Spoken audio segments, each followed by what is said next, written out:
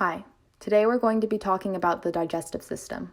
We picked the digestive system because it's closely tied with the concepts we've learned throughout this year. We were also interested in this system because of its importance and relevance. Everyone must eat, and food has become a significant part of our culture and everyday lives. Food fuels our body. Without the nutrients food provides, our cells wouldn't have the energy or ability to function, grow, or repair. The digestive system provides these essential nutrients by breaking down the food we eat through a series of complex processes.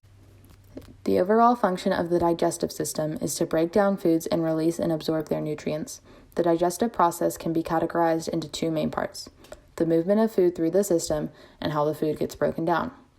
The hollow organs of the digestive system form a digestive or gastrointestinal (GI) tract, a long tube that travels down starting at the mouth and ending at the rectum. The food is moved through this tube through a process called peristalsis. The organs that make up the GI tract all have a layer of muscle which allows their walls to move. The muscles contract and relax to move food. The muscles behind the food contract to push it forward, and the muscles in front of the food relax to allow it to pass.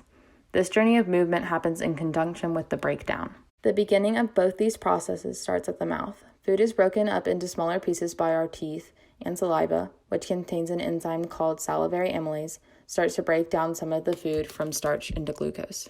The saliva also moistens the food, making it easier to swallow as our tongue pushes our food down to the esophagus. At this point, a flap of tissues, the epiglottic, folds over the airway to prevent choking. The esophagus is where the process turns automatic. As our brain signals the muscles, peristalsis begins and the food is pushed down into the stomach. A sphincter opens up to allow food to pass. It then closes to prevent the contents of the stomach from flowing back up into the esophagus. That incident is what we know as acid reflux. In the stomach, muscles mash and combine food with gastric juices. This juice is made of hydrochloric acid, which breaks down and destroys most of the bacteria on food, pepsin, an enzyme that breaks down proteins into amino acids, mucus, which protects the stomach from digesting itself, and water. At the end of this process in the stomach, we end up with chyme, a sort of liquidy slop.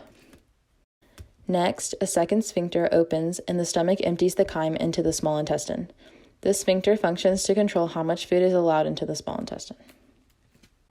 Now we have arrived to where the majority of the action, breaking down of food, happens. The digestive juices of the small intestines mix with the pancreatic juices and bile to completely break down proteins, carbohydrates, and fats. The pancreas juice is delivered to the small intestine through small ducts. This provides enzymes that aid in breaking down these carbohydrates, fats, and proteins. The bile is made in the liver but stored in the gallbladder. Bile helps with the breakdown of fats and some vitamins. These two substances combine with water pulled in from the bloodstream and some enzymes already made in the small intestines to completely break down the food into nutrients. Another thing the small intestine is really good at is absorption. This is because of all the surface area. The small intestines is at an average 7 meters long, with tons of little folds and absorption fibers to maximize all of its surface area. These fibers are called villi.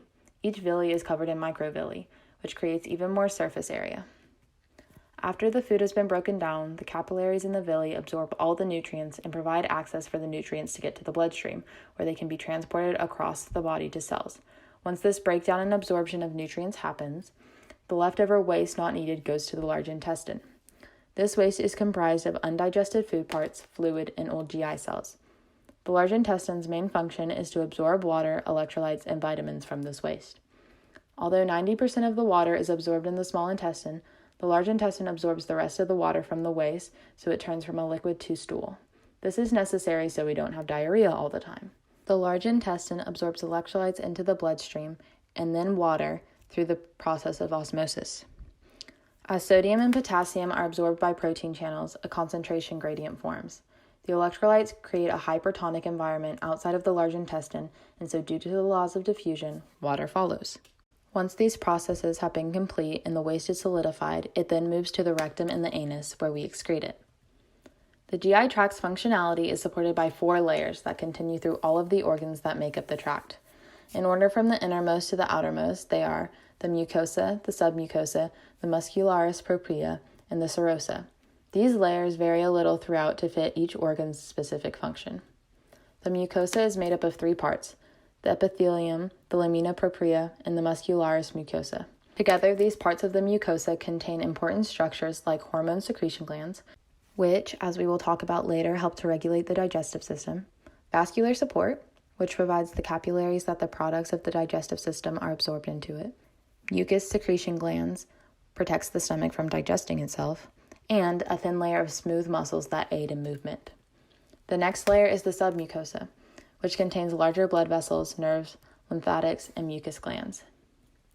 Then the muscularis propria, which is 2 layers of smooth muscle used for peristalsis.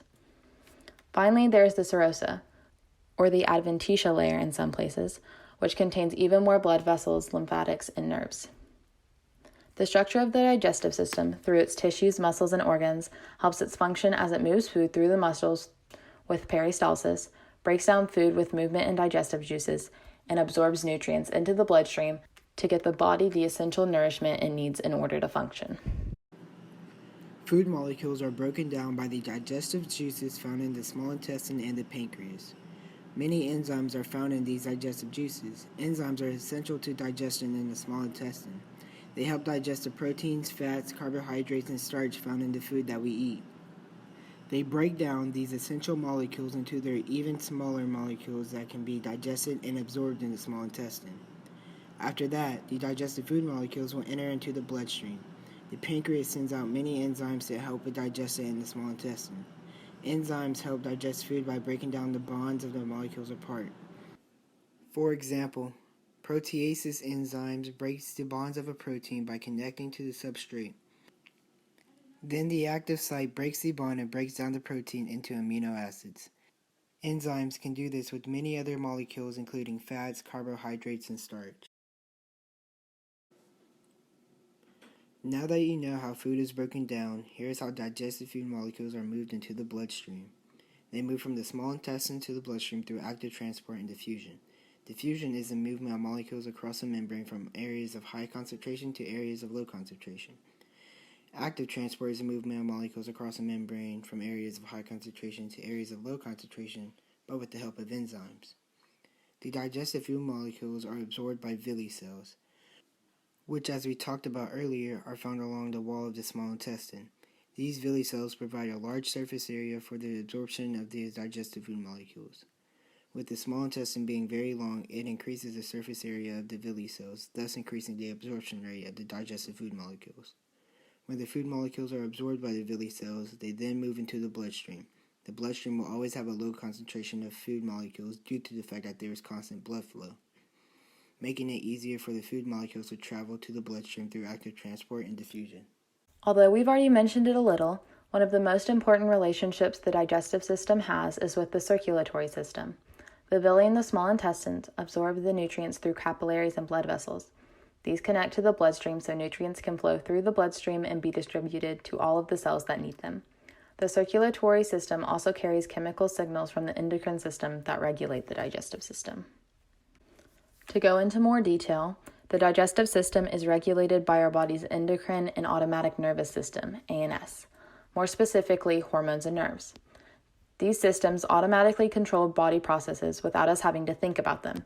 And in the case of the digestive system, this means when we eat food, we don't have to think about digesting it. The endocrine system uses hormones to regulate the digestive system. Some examples of this hormone regulation are hormones made and released by cells lining the stomach and the small intestine that instruct the body when it needs to make digestive juices, and there are other hormones that send signals to the brain to tell us whether we are hungry or full. But as you can see, it gets a lot more in depth than that. The ANS uses nerves to control other functions of digestion, like sending signals to the salivary glands that cause our mouths to water, or more salivary amylase to be made. It triggers peristalsis to begin when food enters the esophagus, signaling the contractions and relaxations of the muscles. It controls the amount of digestive juices throughout the different organs and the opening and closing of the sphincters. Hormones and nerves not only regulate the digestive system, slowing or speeding up the digestive process, but also consummate the functionality of the system as a whole. Now that you know how the digestive system functions, here's what happens when it doesn't. One of the genetic diseases that can form in your digestive system is classical familial adenomatous polyposis. It is an inherited disease that is found in the large intestine and is a type of cancer. This disease's inheritance rate can range from 1 in 7,000 to 1 in 22,000. The disease allows for polyps to form inside the colon. People as young as teenagers can start to develop them, and if the colon is not removed, the polyps will malignate. Polyps are white, ball-like, uncontrolled growing and dividing cells, which lead to the creation of tumors like desmoid, which is a rare tumor from connective tissue that provides strength and flexibility to different structures like muscles. These fibrous tumors usually occur in the tissue covering the intestines and may be provoked by surgery to remove the colon. The symptoms of this tumor can still occur after being surgically removed. This disease affects the APC gene. The APC gene is responsible for providing instructions to make the protein APC. That protein acts as a tumor suppressor, which means it keeps cells from growing and dividing too fast in an uncontrolled way. It makes sure there is a correct amount of chromosomes too. Due to this gene being effective, polyps start to form and the disease starts to spread. As you get older, the polyps grow and grow.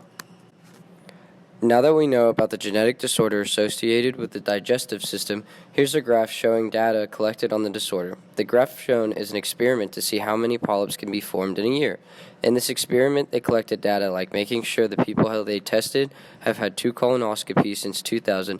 The amount of polyps counted per person was from the baseline and from the person's last colonoscopy. They took into account the polyps that may have been removed too. Finally, endoscopic and non-endoscopic factors affecting the rate of polyposis progression were evaluated. Multivariate analysis was performed to identify factors associated with rate of polyposis progression. Now that we've learned all there is about the human body, here's how the chicken, for example, has undergone natural selection and has different digestive systems than most animals. The chicken has a bronchiolus, a ceca, gizzard, and a crop, just to name a few. The chicken system, as shown, is very different than that of a human. The chicken system is so different because of them not having teeth, which equals no chewing. They make sure their food is small enough for them to swallow by pecking their food. Whenever the food is ingested, it goes from the esophagus straight to the crop. The crop is a place to where the food can be stored inside the body but also soaked in fluids to help it digest easier. Then the food moves on to the proventriculus, which is the stomach part of the bird or chicken in this case. It contains the gastric acids and hydrochloric acids to where the food can be secreted. The food can now move on to the gizzard. The gizzard is a very muscular organ. It contains stones or grit, which can be used like teeth to break down the food more. Then the chicken takes on a human-like track and goes from the small intestine to the large intestine. Non-digestible food go into the cloaca. Urine is emptied into the cloaca to help with the food. This then leads the food to leave the body through a vent. This system is a very quick system.